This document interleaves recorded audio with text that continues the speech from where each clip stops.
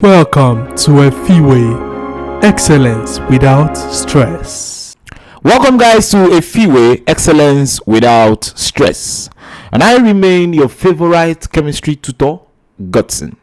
Now, I've always found this pickup line, "You are the air I breathe," very funny. Probably because air is actually quite important and that's why people use that. But let's look at air to understand its importance and relevance, and probably see why people say that those they love are the air they breathe. So first of all is that we're going to understand that air is a mixture of a number of gases. Let's start with the term mixture. A mixture is a combination of two or more substances that are not chemically combined together. So the implication is that there is no chemical bond that is formed between the components of air. So have that in your mind. Air is a mixture. One of the major things about a mixture is that mixtures can actually be separated by physical processes. So just have that in mind, that when you consider air, air is a mixture. The different components that are found in air include nitrogen, oxygen, which is essential for both animals and plants, and you also have carbon dioxide, water vapor, and trace amounts of elements such as argon, neon. These trace elements are referred to as your rare gases, and as we know, they are our noble gases. Now, the point to note is that argon is the most abundant rare gas, so take note of that. Argon is the most abundant rare gas in air. So the most abundant rare gas in air is argon. So take note of that. Moving ahead, air can also be described as a solution. Why? Because a solution is a homogeneous mixture of two or more substances. So if you look at the air, probably you can't see it obviously, but then just note that there is a combination of two or more substances, and when these substances combine homogeneously, that's exactly why you cannot differentiate between the nitrogen in air from the oxygen in air by just looking at it. With that said, we are going to get into the next one, but before that, based on the composition of air, you would find out that the solvent is the particular component of air that has the highest percentage, and as we'll find out in the next slide, that solvent is nitrogen, which means every other component is going to be dissolved inside nitrogen. So just in case you come across a question that says which of these is the likely solvent in air, the simple answer is nitrogen. Let's continue.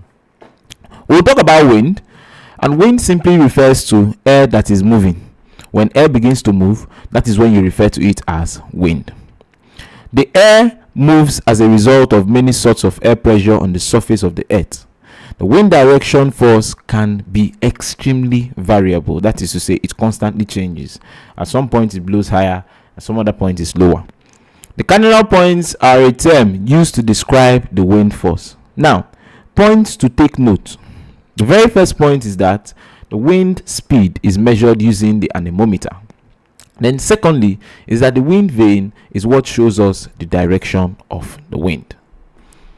The next part of this study has to do with the constituents or the composition of air.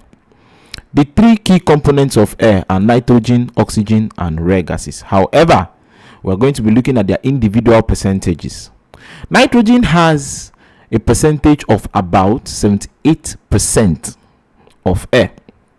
Oxygen is about 21%, argon is about 1%, carbon dioxide or carbon dioxide is about 0.03%, and then you also have water vapor. Now, these percentages are not definite. They can actually change from position or place to place.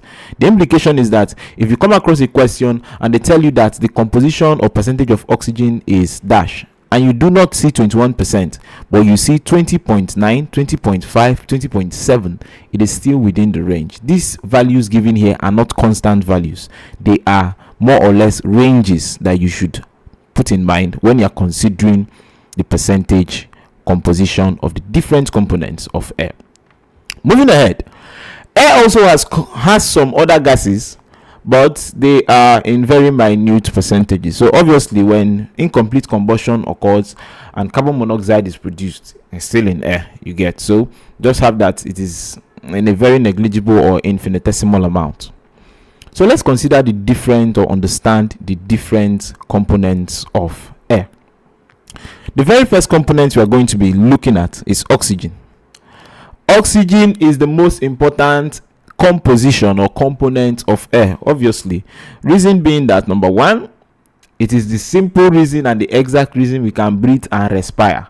So if you don't have oxygen, as higher animals, respiration, which is aerobic for higher animals, will not occur. The second reason is that in nature generally, oxygen is what is responsible for combustion, which means that if there is no oxygen, you will not be able to burn or combust materials. So take for instance, you can decide to maybe try to spark a matches in a vacuum, and you will notice that there would be no combustion. It will not be possible that burning will occur, simply because there is no oxygen. So have that in mind, that oxygen is what is responsible for combustion in air. And as we said, the percentage ranges from 20 to 21% depending on the region where you are found. The next element we are going to be considering is nitrogen. Nitrogen is the most abundant, not the most important, but then it has a very important value, or brings something very important to the table. And what is that? Because it is non-combustible, it tends to counteract or counterbalance the combustibility of oxygen. So imagine there was only oxygen in air. The implication is that if you snap your finger, it will spark and fire will catch everywhere. But then nitrogen is there to wage or stop that effect, such that there is a balance. Quite all right, we need combustion, but we don't need it too much, because if it is excessive, when you rub your shirt, automatically everywhere will catch fire. So that's that basically. So nitrogen is there to counterbalance the effect of oxygen, which is the combustible effect of oxygen. It is also the reason why we can actually blow out fires. You get, when you blow out fire, you understand, let's say you have a candle and you blow it out, eventually why it goes off is because there's nitrogen in air. Because if there was only oxygen, as you are blowing in oxygen, the combustion reaction is increasing, because combustion is basically a reaction of a fuel or combustible material with oxygen.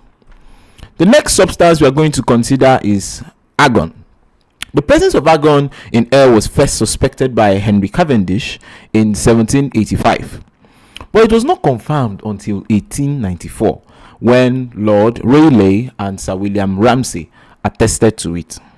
This gas is known to occur naturally in the environment and easily dissipates in a well-ventilated space.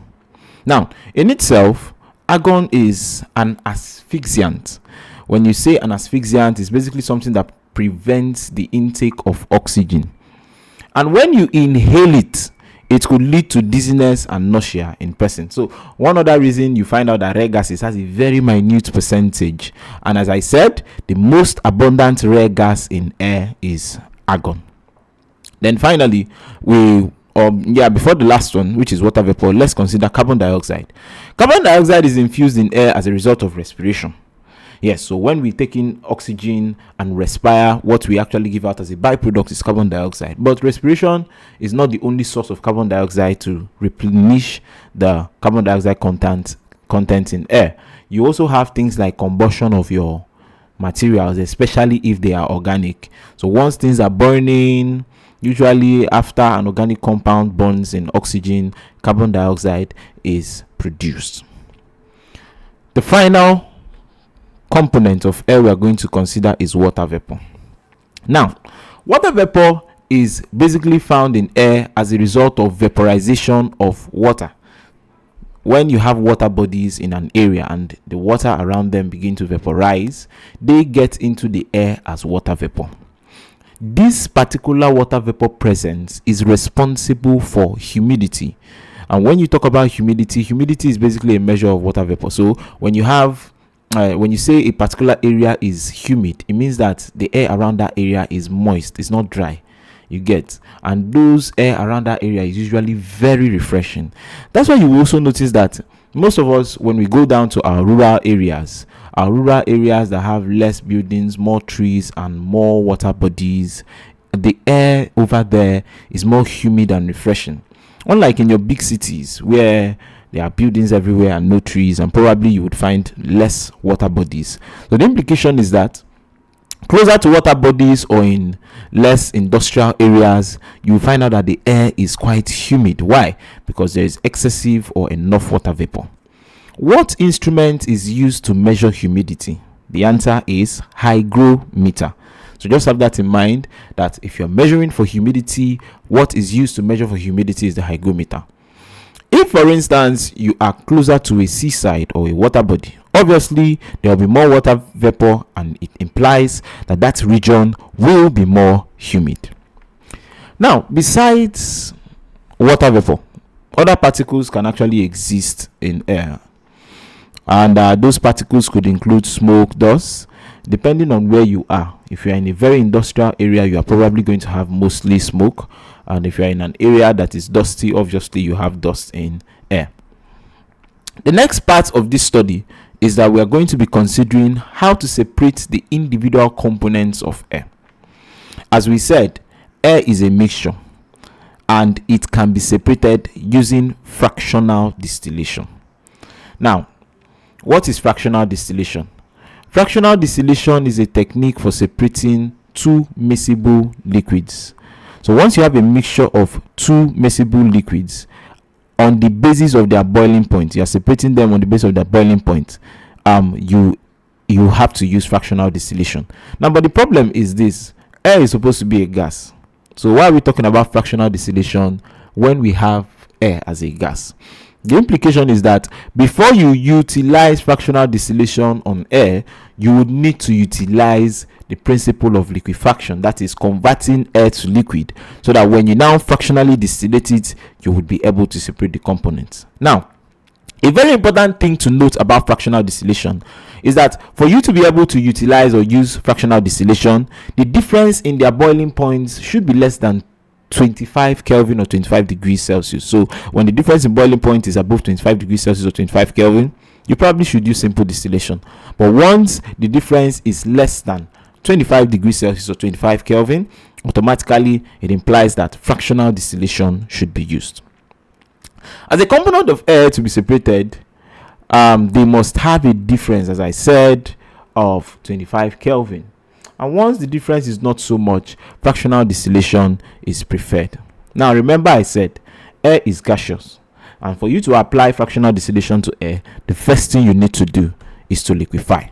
So, what are the two things we need to do to make sure that a gas is liquefied properly? Number one, increase the pressure. As you are increasing the pressure, the process causes heating up of the air. And then the next thing you do is to slowly decrease that temperature. As you are slowly decreasing the temperature, the hot air is then allowed to pass through a chamber of freezing cold water that cools the gas and then converts it into liquid air. Now, before we go further into the fractional distillating process, you would notice that if I want to remove carbon dioxide and water, as the temperature gets to 0 degrees, we are cooling it down to minus 200 degrees Celsius. So just have that in mind, that we're reducing the temperature and cooling it down to minus 200 degrees Celsius. As you are reducing the temperature and it's going lower and lower and going down to minus 200 degrees, if it gets to 0 degrees, the water vapor has to be converted to solid. So automatically the water vapor is converted to ice block, and that is removed. But when you keep going down, before you get to minus 200 degrees, at minus 78.5 degrees, you will find out that your carbon dioxide is converted to dry ice, and that too is removed. So you find out that if you want to remove water vapor and carbon dioxide, they are both removed before fractional distillation begins to occur.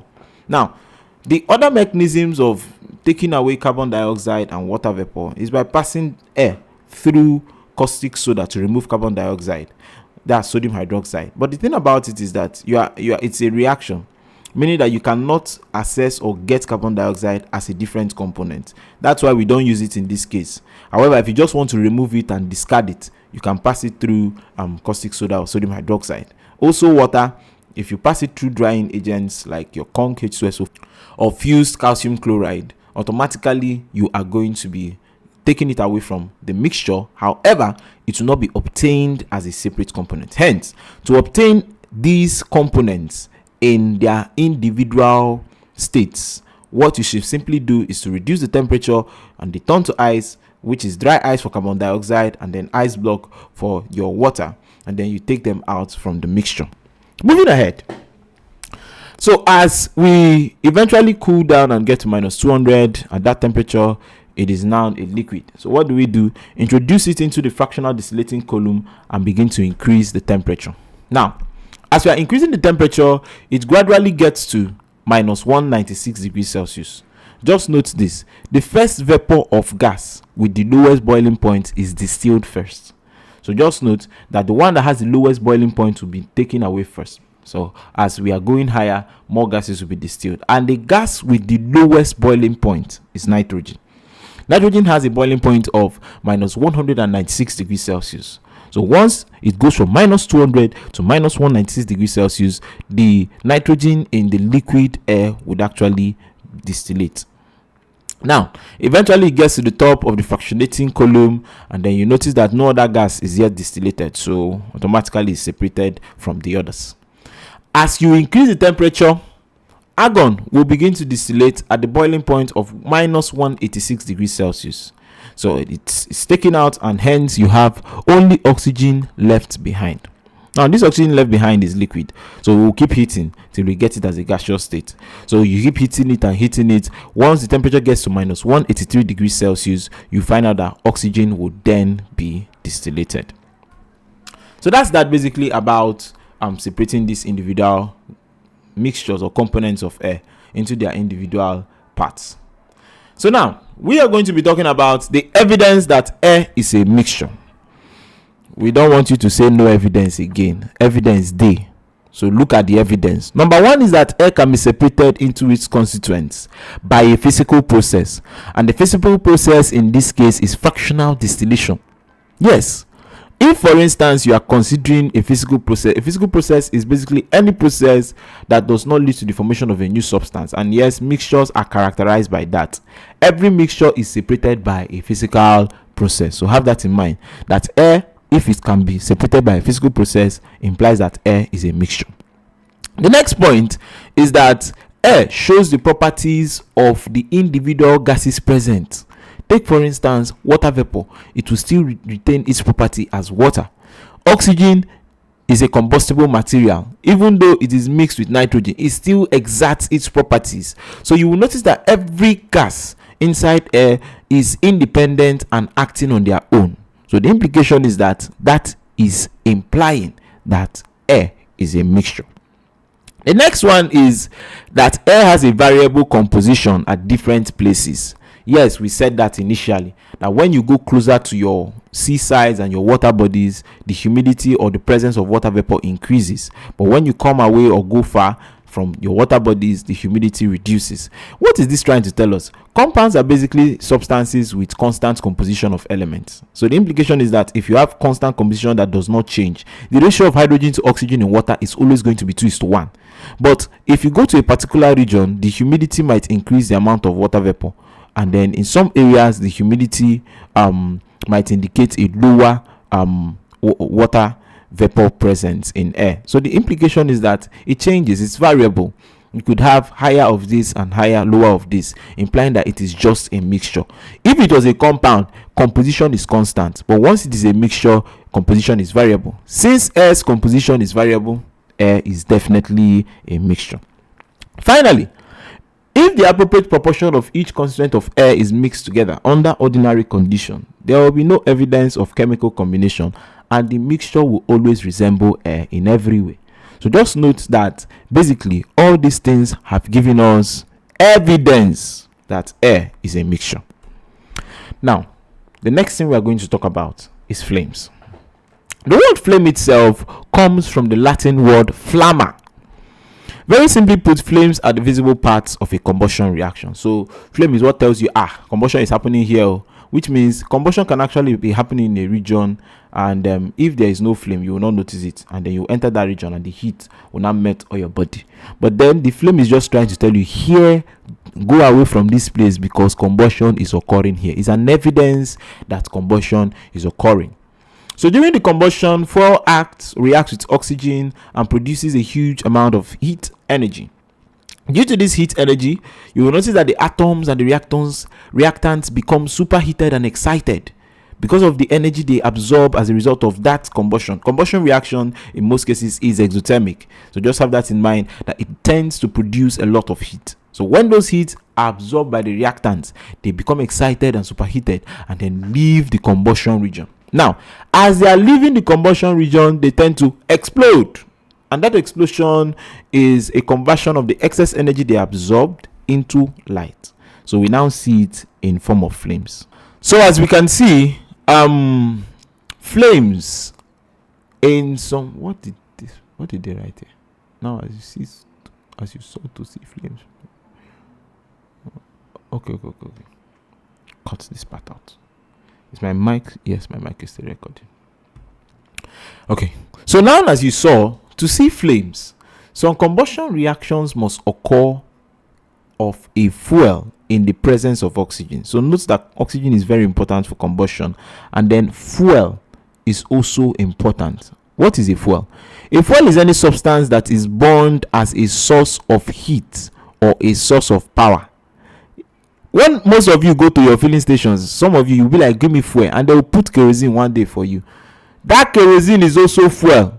So when you go to the filling station and ask, I want fuel, 10 liters, and somebody pours in 10 liters of kerosene, it is also fuel, because fuel is anything that has the ability to burn and serve as a source of heat. Yes, this cloth I'm wearing can burn, so which means it's fuel. You understand? What you buy to put in your vehicles is petrol or gasoline, not fuel, because fuel is basically anything that is combustible, anything that can burn to produce it. So take note of that and learn that today. Let's continue. Some examples of fuel includes coal, petrol, natural gas, including candle wax and the rest of them. But however, for you to describe an ideal fuel is one that is inexpensive and easily available with high calorific value. So the energy it produces is high, but then it is not so costly and we can easily get that. That is what we refer to as our ideal fuel. So finally, or before the next or the final part of the study, let's consider the candle flame. What we are going to be considering are the different regions in the candle flame. The first region we are going to talk about is the innermost region, and that innermost region is what we call the zone of unburnt gases, which is found around the wick. That part is the darkest part of a flame. So as much as a flame is definitely going to produce light, you see that innermost region, it is dark. So just have that in mind. Moving ahead is the next part, which is the bright yellow luminous zone of incomplete burning of hydrocarbon. That is seemingly the region that you have, that's the most part of flame basically, you get. Now in this region, it is not as hot as the outermost. So let's take it again. The region of unburnt gases is actually the coolest region. It's the darkest region and also the coolest region. As you go outer into the next region, which is the bright yellow luminous zone, you find out that it is now moderately hot, but not as hot as the outermost. Then you go on to the next part, which is the outermost non-luminous zone of complete combustion. That part, the hotness is increasing. And then finally, you have the blue zone with complete combustion. That blue part now is the hottest of the hottest part of a flame. So just have that in mind, that the hotness actually increases from inside out for a flame. Also the brightness in some cases is variable. This middle part is the most luminous part of a flame. So just have that in mind. Now, with all this said, the implication is that if you can find a way to get to the center of the flame, probably you might not be burnt as much. Anyway, let's continue. So with that said, we've understood the different zones of the flames of a candle. The next thing we are going to talk about, basically, before we end this particular section of study, is the important uses of air. Number one is that air is required to sustain life and growth, obviously. Air is involved in combustion, as we can see. Oxygen's presence in air is what induces combustion. The next importance is that it helps in maintaining the temperature. It supplies energy, because when combustion occurs, energy is supplied. It is also required for photosynthesis, because carbon dioxide in air and water vapor are important components which are involved in photosynthesis. Nitrogen helps in the growth of plants and balances out oxygen because it is a non-combustible gas. Yes, so it prevents excessive combustion basically. Oxygen, on the other hand, helps in breathing and is responsible for combustion, as we mentioned. These basically are the different uses of the components of air. So have this in mind. When somebody tells you that you are the air I breathe, it actually means that the person sees you as very important. Do not forget to solve the important questions or the test questions that will be found in the app. And if you don't have this application, Efiwe, download it. I remain your favorite chemistry tutor, Godson.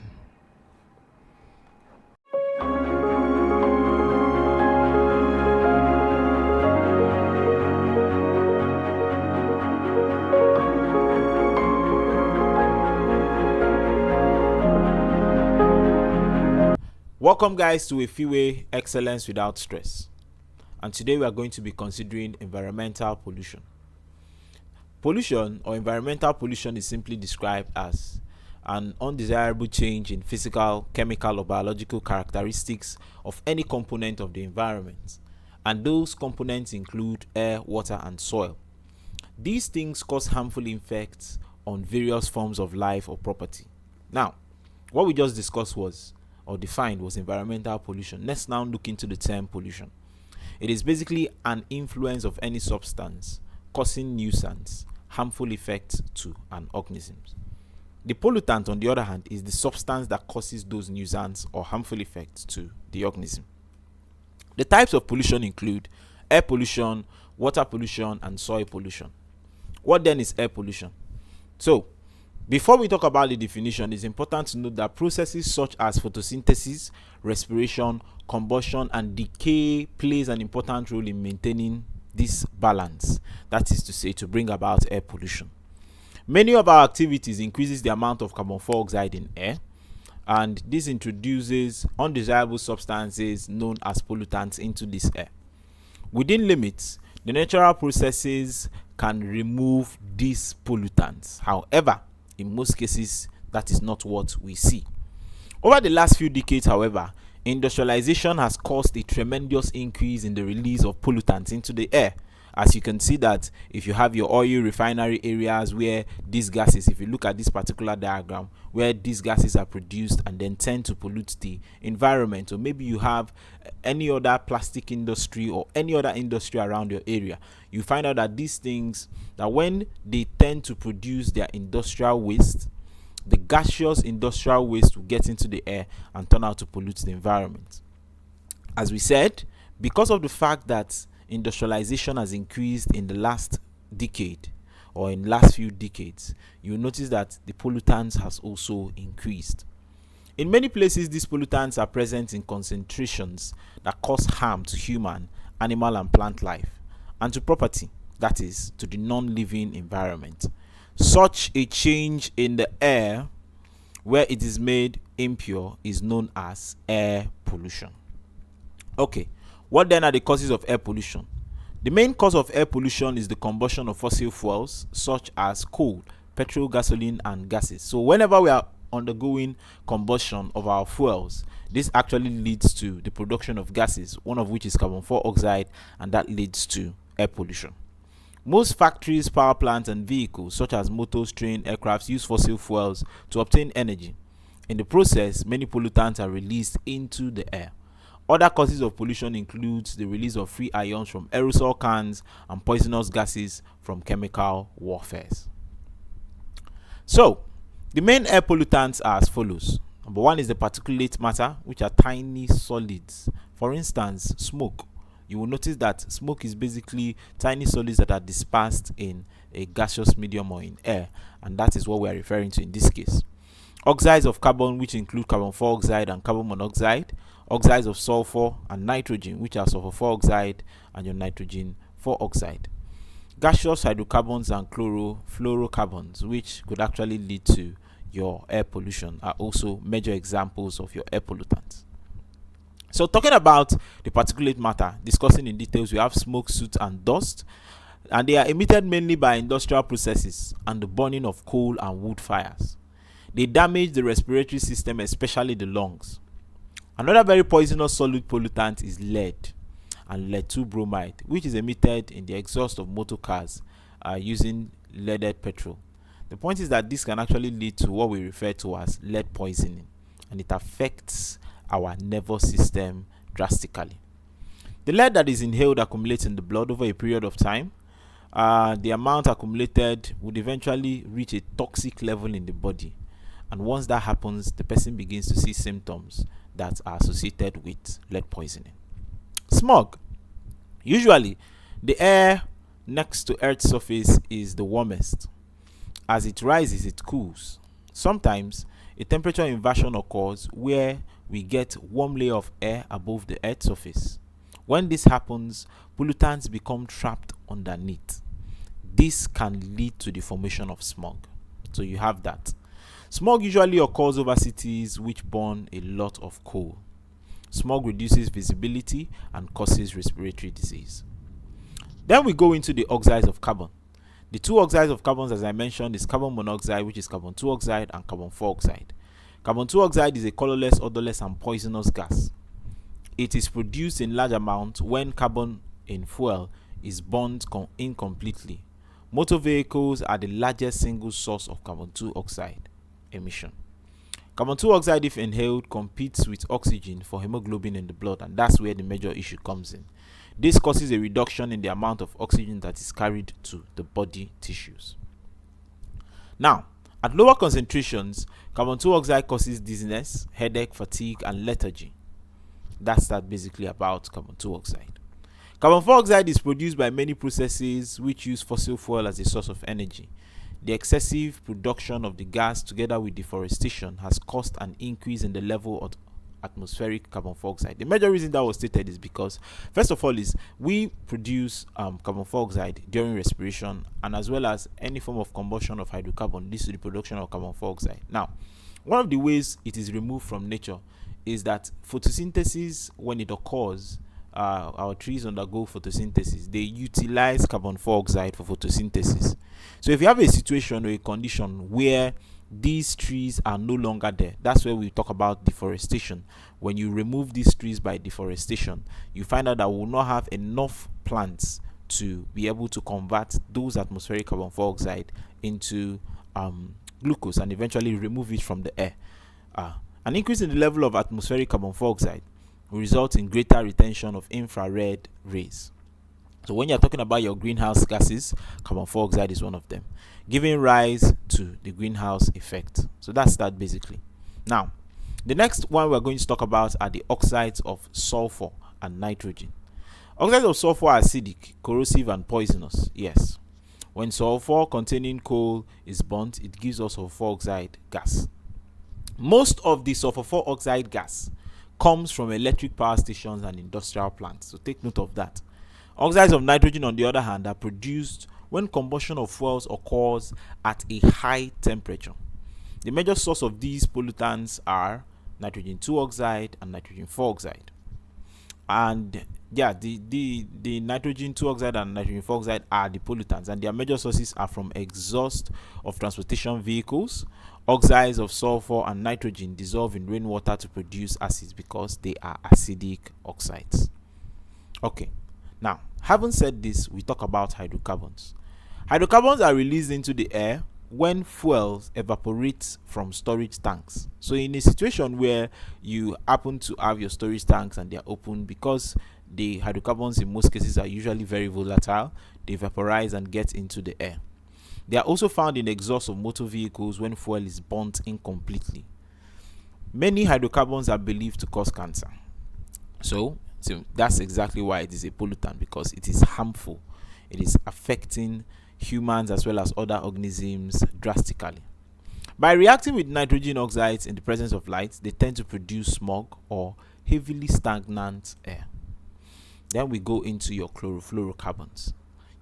Your chlorofluorocarbons, also referred to as CFCs, are a group of man-made chemicals such as freon, which are used as propellers for spray cans, coolants in refrigerators, and conditioners, and for making plastic foam. In the upper atmosphere, the UV light breaks off free chlorine from CFC, which is very reactive and attacks the ozone layer.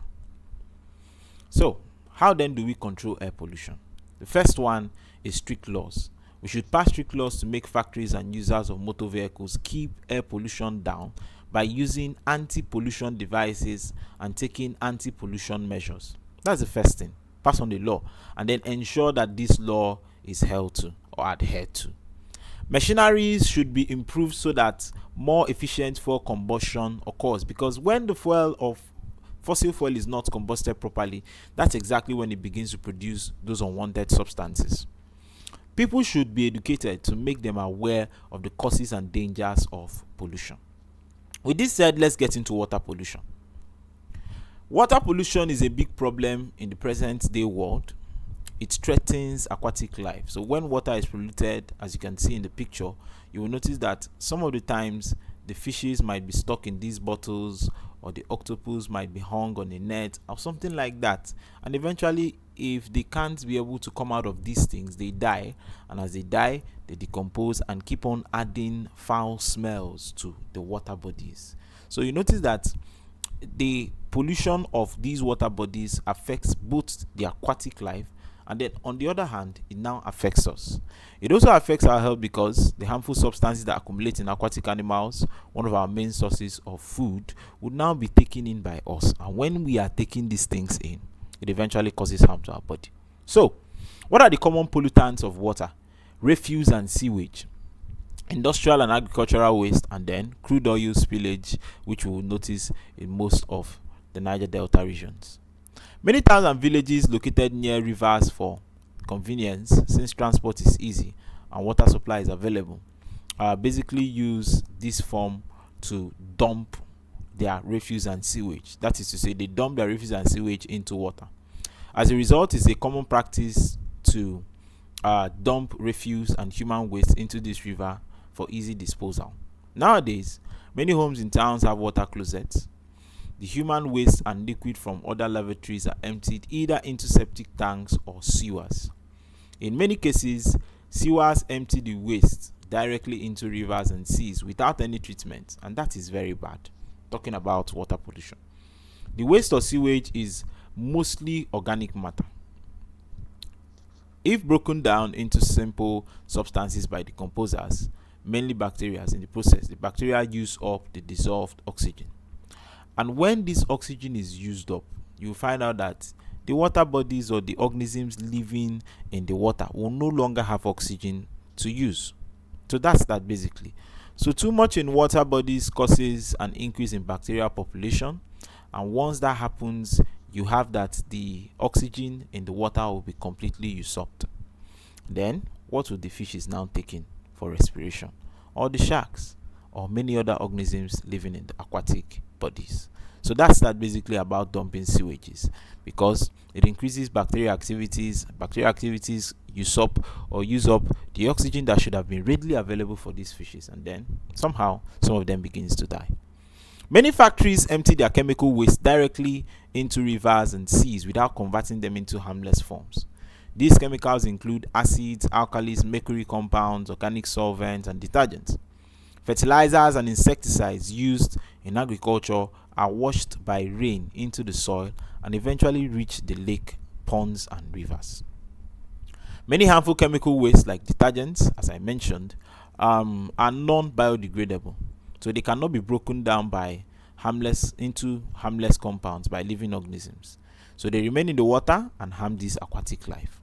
Mercury compounds tend to accumulate in the body of aquatic organisms like fish. If we eat such fish regularly, the mercury accumulates in our body and eventually leads to mercury poisoning. So you find out that in one way or the other, this thing eventually comes back to us. Now, the next form of pollution we are going to talk about is thermal pollution. Several industries like oil refineries, steel mills, and breweries use water for cooling. Usually, water from nearby river or lake is pumped in and used for the cooling process.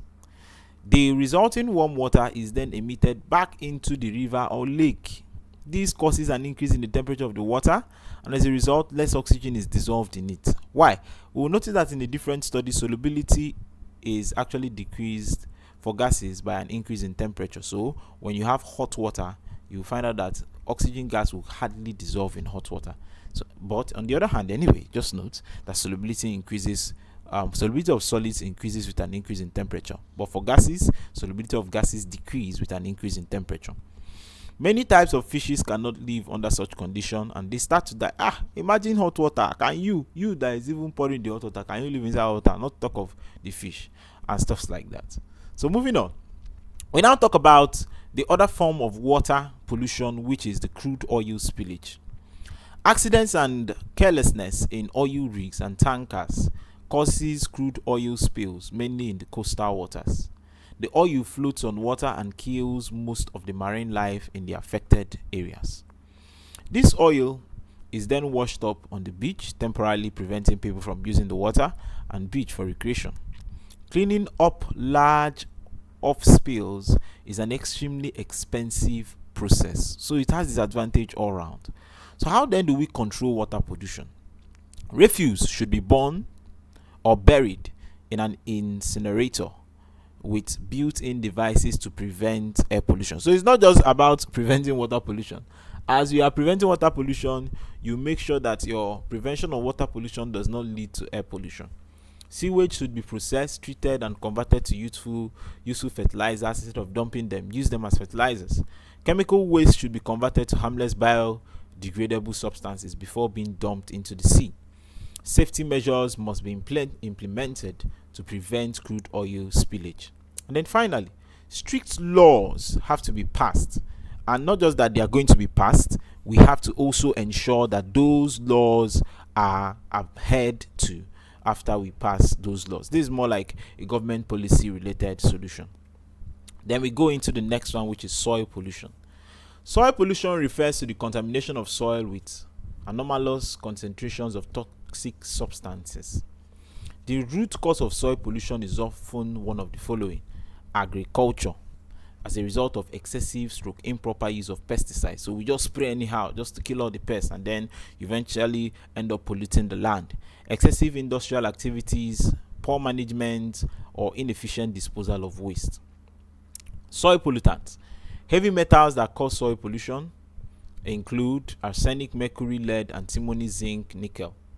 Polycyclic aromatic hydrocarbons, example naphthalene, phenylalanine, and you have your industrial waste, chlorinated industrial solvents, and plasticizers. The pesticides also are soil pollutants, such as the herbicides, the insecticides, the fungicides. So if you look at that, you find out that 31% of heavy metals are impurities, which means the most while we have mineral oil as 20%, and then others 7%. Then finally we have hydrocarbons 42%. So when you're talking about soil pollutants, hydrocarbons have the highest percentage as soil pollutants. Soil pollution. Biodegradable pollutants like organic waste contribute to nutrient imbalance and can lead to the formation of harmful byproducts during decomposition. Non-biodegradable pollutants such as heavy metals have lasting consequences as they accumulate in the soil over time, poisoning or posing risks to both the environment and human health. What then is the effect on the ecosystem? Since the volatile contaminants in the soil can be carried away into the atmosphere by wind or can seep into the underground water reserves, soil pollution can directly contribute to air and water pollution, because when these chemicals eventually seep into the underground water reserves, automatically this has led to a form of water pollution. And then if your hydrocarbons, which are volatile, tend to vaporize or turn into vapor, you find out that they have gotten into the air and hence would cause air pollution. So it can also contribute to acid rain. Acidic soils are inhospitable to several microorganisms, and then basically when this occurs, these microorganisms will not be able to improve our soil structure and aid the composition of organic matter. With this said, we go to the next one. How can soil pollution be controlled? The first thing is excavation and subsequent transportation of polluted soil to remote uninhabited locations. So when you take out the polluted soil, you carry them to areas that people are not living in. Then we talk about extraction of the pollutants via thermal remediation. So the temperature is raised in order to force the contaminants into vaporized stage, after which they can be collected by vapor extraction. So it's not just vaporizing them and leaving them in the air, you have to extract them. Then you have your bioremediation or your phytoremediation, which involves the use of microorganisms and plants for decontamination of the soil. Now, with this said, we have come to the end of this study. Don't forget to solve questions on the Efiwe app, and if you don't have it, make sure you download.